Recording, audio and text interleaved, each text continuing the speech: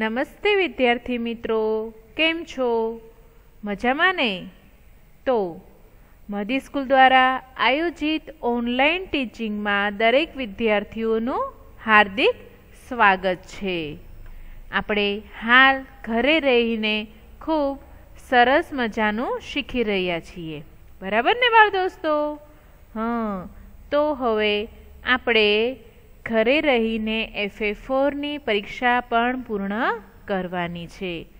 તો આપણે હવે FA4માં પૂછાવા માટે કોર્સમાં ધોરણ 4 ગુજરાતી પાઠ 11 ઊંટ અને ફકીર, બરાબર બાળ દોસ્તો, એ આપણે પૂછાવાનું છે. તો આપણે ફરી વખત ત્રીજી વખત આ પાઠનું આપણે રિવિઝન કરવાનું છે, બરાબર બાળ દોસ્તો? ચલો, તો તમે બધા તૈયાર છો ને બાળ દોસ્તો? ઓકે, ચલો હવે આપણે પાઠનું આયોજન, શ્રવણ, સમજૂતી મેળવીએ, શબ્દાર્થ અને છેલ્લે આપણે સ્વાધ્યાય મેળવીશું, બરાબર બાળ દોસ્તો? જેમ આપણે બે લેક્ચરમાં આપણે બે વખત પાઠનું શ્રવણ કરી ચૂક્યા છીએ, પાઠની સમજૂતી લઈ ચૂક્યા છીએ, તો આપણે ફરી વખત પાઠ જોઈ લઈએ, બરાબર બાળ દોસ્તો? તમે જેમ જાણો છો તેમ આ પાઠમાં ફકીર અને એક માલિક આવે છે ઊંટનો, બરાબર? તે ફકીરને કહે છે કે એક ફકીર વનવગડામાંથી પસાર થતો હતો. એવામાં એક વેપારી તેની સામે આવે છે, કહે છે, ફકીર બાબા, તમે કે મારું ઊંટ જોયું? બરાબર? ફકીર એમને સવાલ પૂછે છે કે શું તેની જમણી આંખ ફૂટેલી છે, ડાબા પગે ખોડું છે, તેનો આગલો દાંત પડી ગયો છે, તેની એક બાજુએ મધ તથા બીજી બાજુએ ઘઉં લાદ્યા છે? આ બધા પ્રશ્નો છે પેલા માલિકને કરે છે.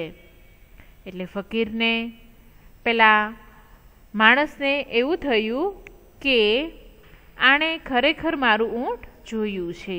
એટલે ફકીરના આ સવાલ સાંભળી એમણે કહ્યું, ફકીર બાબા, હા, આ જ મારું ઊંટ છે. તમે તેને ક્યાં જોયું? અમે સૌ ક્યારના તેને શોધી રહ્યા છીએ, બરાબર બાળ દોસ્તો? એટલે ફકીર બોલ્યા, મેં તમારું ઊંટ જોયું નથી. પણ ફકીરનો આ અવાજ સાંભળ્યો ને, આ વાત સાંભળી એટલે પેલો ઊંટનો જે માલિક હતો એને મનમાં વિચાર આવે છે કે આને ખરેખર પેલા માલની લાલચ લાગે છે.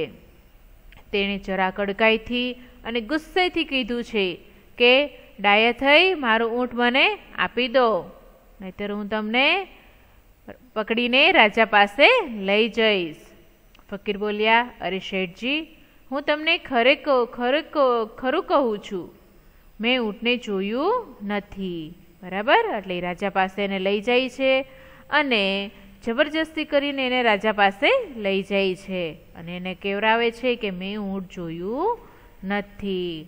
તો ઝવેરાતની તો શી વાત, એની પાસે જે ઝવેરાત હતું એને એવું હતું કે તો મારી પાસે ઝવેરાતની શી વાત, મેં તો ઊંટને જ જોયું નથી. તો પેલો વેપારી હવે ગુસ્સે થઈ ગયો અને તેણે પોતાના માણસોને કહ્યું, આ ફકીરને રાજા પાસે લઈ જાઓ, બરાબર બાળ દોસ્તો? પાઠ તમને મેં 2 વખત સરસ રીતે કરાવી દીધો છે, તો હવે તમે ત્રીજી વખત કરો છો પાઠ, તો તમને યાદ આવશે ને બધું? ભૂલી ન જતા હો. આપણે તો FA4ની એક્ઝામ પણ આમાંથી જ આપવાની છે બાળ દોસ્તો. હા, રાજાએ ફરી વખત એને ફકીરને પૂછ્યું અને તે માનતા નથી, એટલે એને ઝડપી લેવા કહે છે. ઝવેરાત તેની પાસેથી નીકળ્યું નહીં, છતાં ફકીરે ઊંટનું જે વર્ણન આપ્યું તે બરાબર પેલા વેપારીના ઊંટનું જ હતું.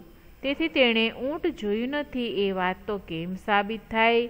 એમ વાત કેમ મનાય? એ બધી વાત તો કરે છે કે તમારું ઊંટ એક આંખે કાણું હતું, તમારું ઊંટ એક પગે લંગડું હતું, તેને એક આગળનો દાંત ન હતો. એ કઈ રીતે કહી શકાય?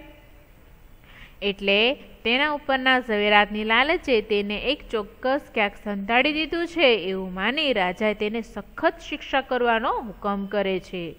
રાજાનો હુકમ સાંભળી ફકીર બોલ્યા, રાજાજી, ઓ રાજાજી, રહેમ કરીને પહેલા મારી વાત સાંભળો. શું કહે છે કે મારી ઉપર રહેમ કરો, મારી ઉપર કૃપા કરો, મારી વાત તમે પહેલા સાંભળો.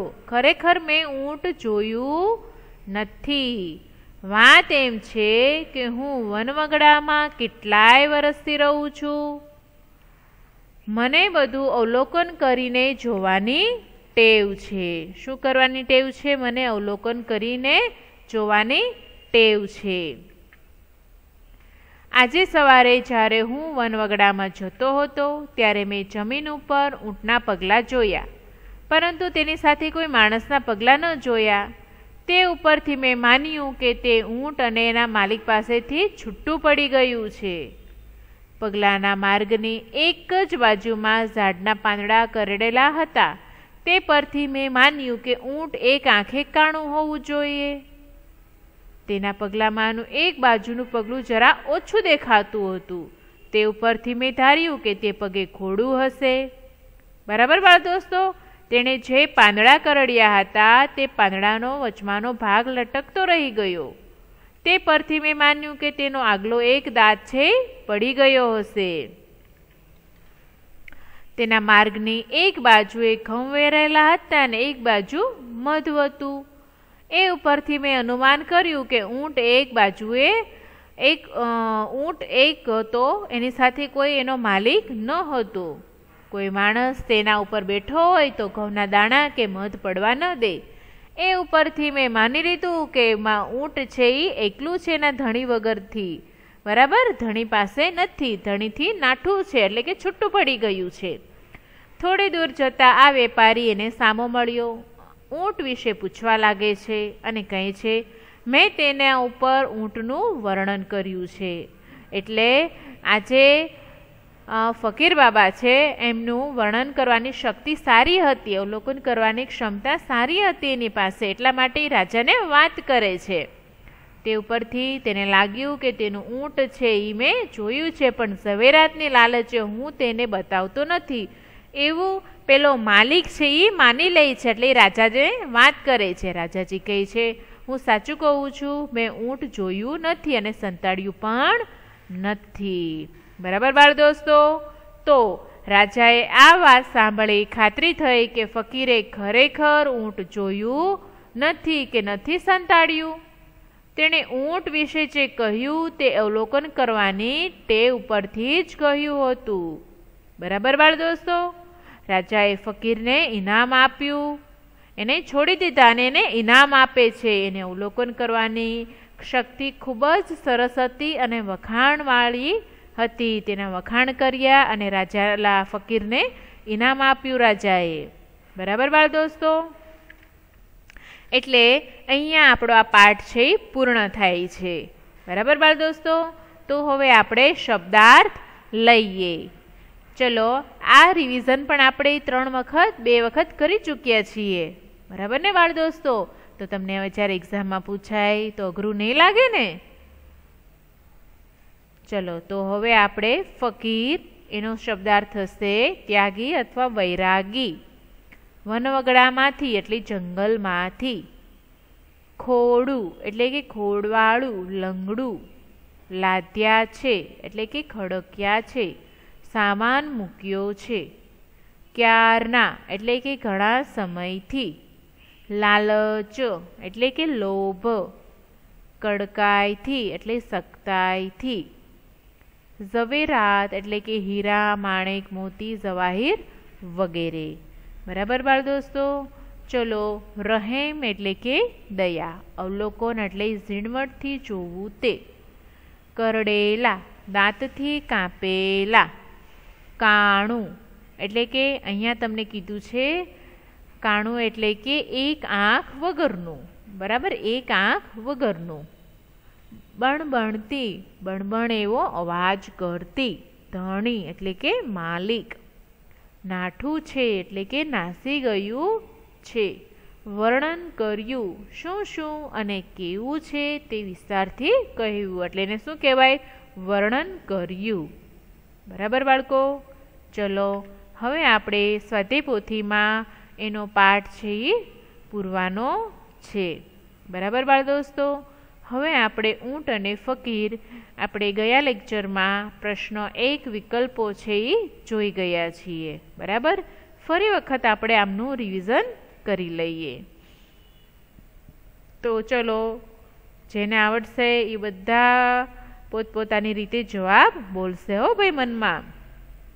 ઊંટની કઈ આંખ ફૂટેલી હતી? કઈ આંખ ફૂટેલી હતી ઊંટની? તો ઊંટની આંખ જમણી ફૂટેલી હતી. ગુસ્સે થયેલો વેપારી ફકીરને કોની પાસે લઈ ગયો? તો રાજા પાસે લઈ ગયો હતો. રાજા પાસે લઈ ગયો હતો ને બાળકો? કે પછી ગુરુ પાસે લઈ ગયો હતો? કે પછી ન્યાયાધીશ પાસે લઈ ગયો હતો? હા, રાજા પાસે લઈ ગયો હતો. બરાબર ને? ઊંટ વિશે ફકીરે જે વર્ણન કર્યું તેની કઈ શક્તિનું પરિણામ હતું? કઈ શક્તિનું પરિણામ હતું? જાદુ શક્તિનું હતું? અવલોકન શક્તિનું હતું કે મંત્ર વિદ્યાનું હતું? અવલોકન શક્તિ હતું. બરાબર ને બાળ દોસ્તો? પછી જોજો પરીક્ષામાં તમે બીજો કોઈ જવાબ ન લખી નાખતા. હા, ઊંટનું જે વિશે વર્ણન કર્યું છે ફકીરે એની પાસે અવલોકન શક્તિ વધારે હતી એટલા માટે એનું પરિણામ હતું, એટલે એને કહેવાય અવલોકન શક્તિ. બરાબર?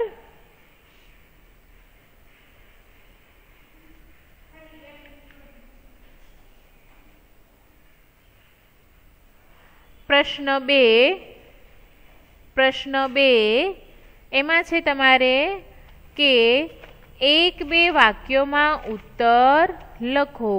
શું છે? 1-2 વાક્યોમાં ઉત્તર લખો. બરાબર?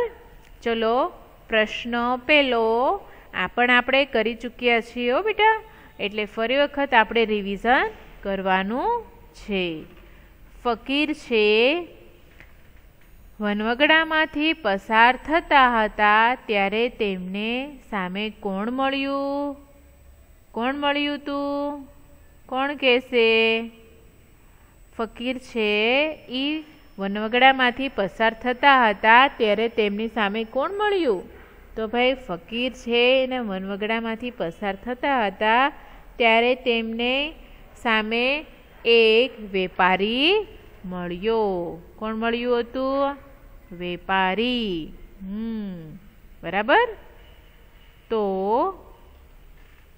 બીજો સવાલ કે વેપારીએ ફકીરને શું પૂછ્યું?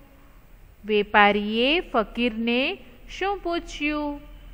તો વેપારીએ ફકીરને પૂછ્યું, ફકીર બાબા તમે આટલામાં ક્યાંય ઊંટ જતું જોયું? શું પૂછ્યું બાળકો? કે ફકીર બાબા તમે આટલામાં ક્યાંય ઊંટ જતું જોયું? બરાબર? એ વેપારી છે એ પહેલા ફકીરને પ્રશ્ન પૂછે છે. બરાબર? પછીનો સવાલ ફકીરના કહેવા પ્રમાણે ઊંટની બંને બાજુએ શું લાદેલું હતું? તો ફકીરના કહેવા પ્રમાણે ઊંટની એક બાજુએ મધ તથા બીજી બાજુએ ઘઉં લાદેલા હતા. શું લાદેલું હતું? લાદેલું એટલે કે વજન મૂકેલું હતું તે. બરાબર? ફકીરના કહેવા પ્રમાણે ઊંટની એક બાજુએ મધ તથા બીજી બાજુએ ઘઉં લાદેલા હતા. પછીનો સવાલ કે વેપારી ગુસ્સે શા માટે થયો? વેપારી છે ગુસ્સે શા માટે થયો? તો ભાઈ વેપારી છે એ ફકીરનો જવાબ સાંભળી વેપારીને થયું કે નક્કી આ ફકીરે મારા ઊંટને જોયું નથી. શું કહે છે? સોરી, ફકીરે એમને એવું થાય છે, એમને ગુસ્સે થાય છે કે ફકીર ને એવો જવાબ આપે છે કે આણે મારું ઊંટ તો જોયું છે પણ એની માલની લાલચે મને બતાવવા માંગતો નથી. બરાબર, એટલા માટે પેલો વેપારી છે ગુસ્સે થાય છે અને કહે છે કે તમે મારું ઊંટ મને આપી દો. બરાબર, એમ ગુસ્સે થઈને એની સાથે કડકાઈથી વાત કરે છે. બરાબર બાળ દોસ્તો, વેપારી ગુસ્સે શા માટે થયો કે ભાઈ ફકીરનો જવાબ સાંભળ્યો એટલા માટે ગુસ્સે થઈ ગયો અને કહ્યું કે ફકીર, મારા ઊંટને જોયું છે તો તું મને એને આપી દે, માલની લાલચે તું એને છુપાવો છો એવું કહી ન માંગતો હતો. 5મો સવાલ, ઊંટ એક આંખે કાણું હશે એવું અનુમાન ફકીરે ક્યારે આધારે કર્યું? કે ઊંટના પગલાના માર્ગની એક જ બાજુમાં ઝાડના પાંદડા કરડેલા હતા. તે પરથી ઊંટ એક આંખે કાણું હશે એવું અનુમાન ફકીરે કર્યું. શું કર્યું? કે ઊંટના પગલાના માર્ગની એક જ બાજુમાં ઝાડના પાંદડા કરડેલા હતા. તે પરથી ઊંટ એક આંખે કાણું હશે એવું અનુમાન ફકીરે કર્યું. બરાબર બાળ દોસ્તો, એટલે આપણે ઊંટ અને એક આંખે કાણું હશે એવું ફકીર બાબાએ અનુમાન કર્યું. 6થો સવાલ છે કે ફકીરે પોતાની કઈ ટેવને આધારે ઊંટનું વર્ણન કર્યું? કે ફકીરે પોતાની અવલોકન કરવાની ટેવને આધારે ઊંટનું વર્ણન કર્યું છે. કોના આધારે? ઊંટનું વર્ણન કોના આધારે કર્યું? કે એની પાસે અવલોકન શક્તિ હતી. ફકીર બાબા પાસે અવલોકન કરવાની ક્ષમતા ખૂબ જ સરસ મજાની હતી. બરાબર બાળ દોસ્તો, એટલા માટે તેના આધારે ઊંટનું વર્ણન એણે કર્યું છે.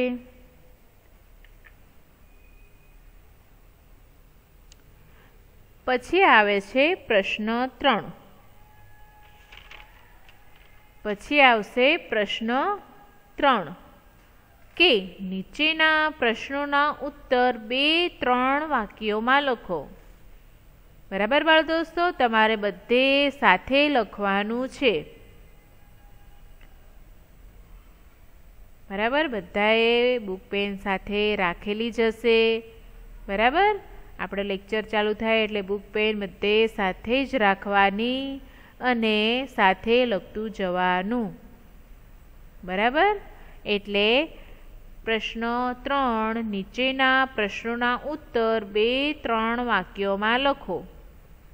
એમાં પહેલો સવાલ છે કે ફકીરે શા ઉપરથી ધાર્યું કે ઊંટ એક પગે ખોડું હશે? ચલો, ફકીરે શા ઉપરથી ધાર્યું કે ઊંટ એક પગે ખોડું હશે? ઊંટના પગલામાંનું એક બાજુનું પગલું જરા ઓછું દેખાતું હતું. શું દેખાતું હતું? ઓછું દેખાતું હતું. તે ઉપરથી ફકીરે ધાર્યું કે ઊંટ એક પગે ખોડું છે. બરાબર, ઊંટના પગલામાંનું એક બાજુનું જે પગલું હતું એ જરા ઓછું દેખાતું હતું. તે ઉપરથી એને અનુમાન લગાડ્યો ફકીરે કે ઊંટ એક પગે ખોડું હશે. ફકીરે શા ઉપરથી માન્યું કે ઊંટનો આગલો એક દાંત પડી ગયો હશે? શા માટે એવું એને લાગ્યું કે દાંત પડી ગયો હશે? ફકીરે ઊંટને તો કંઈ જોયું નહોતું. તો ઊંટે જે પાંદડા કરડ્યા હતા તે પાંદડાનો વચમાંનો ભાગ લટકતો રહી ગયો. તે ઉપરથી ફકીરે માન્યું કે તેનો આગલો એક દાંત પડી ગયો હશે. કઈ રીતે? કે ઊંટ જે જગ્યાએ પાંદડા ખાતો હતો એ પાંદડું આખું પૂરું થતું ન હતું. બરાબર, એના પાંદડાનો જે વચ્ચેનો ભાગ છે એ લટકતો હતો. એટલા માટે ફકીરે એવું અનુમાન લગાડ્યું કે એનો આગળનો દાંત નથી. બરાબર, ચલો પછીનો સવાલ ફકીરે શા ઉપરથી અનુમાન કર્યું કે ઊંટની એક બાજુએ ઘઉં લાદ્યા હશે અને બીજી બાજુએ મધ લાદ્યું હશે? તો એમનો જવાબ કે ઊંટના માર્ગની એક બાજુએ ઘઉં વેરાયેલા હતા અને બીજી બાજુએ માખીઓ બળબળતી હતી. એ ઉપરથી ફકીરે અનુમાન કર્યું કે ઊંટની એક બાજુએ ઘઉં અને બીજી બાજુએ મધ હશે. બરાબર? કોઈ માણસ ઉપર બેઠો હોય, એનો માલિક બેઠો હોય તો એ ઘઉંના દાણા કે મધ ઢોળાવા ન દે. પણ આ ઊંટ તો એકલું હતું, એના માલિકથી વિખૂટું પડી ગયું હતું, છૂટું પડી ગયું હતું. એટલા માટે ઊંટ છે એનાથી ઘઉં અને મધ ઢોળાતું હતું. બરાબર? એટલે એવું એને અનુમાન લગાડ્યું. પછીનો સવાલ, ફકીરે શા ઉપરથી માની લીધું કે ઊંટ એકલું તેના ધણી પાસેથી નાઠું છે? નાઠું એટલે કે જુદું પડી ગયું હોય, છૂટું પડી ગયું હોય. કે ઊંટના માર્ગની એક બાજુએ ઘઉં વેરાયેલા હતા અને બીજી બાજુએ માખીઓ બણબણતી હતી. બરાબર? કોઈ માણસ તેની ઉપર બેઠું હોય તો ઘઉં કે મધ નીચે પડવા ન દે. તે ઉપરથી ફકીરે માની લીધું કે તે ઊંટ એકલું તેના ધણી પાસેથી છૂટું પડી ગયું લાગે છે. બરાબર? એટલે ફકીરે ને એવું લાગ્યું કે એના ધણીથી છૂટું પડી ગયું છે. એના ઊંટ ઉપરથી એક સાઈડમાં ઘઉં અને એક સાઈડમાંથી મધ પડતું હતું, એના ઉપરથી એમને એવું લાગ્યું. બરાબર બાળ દોસ્તો? સમજાય છે ને બધાને? અને બધા સાથે લખવાનું છે.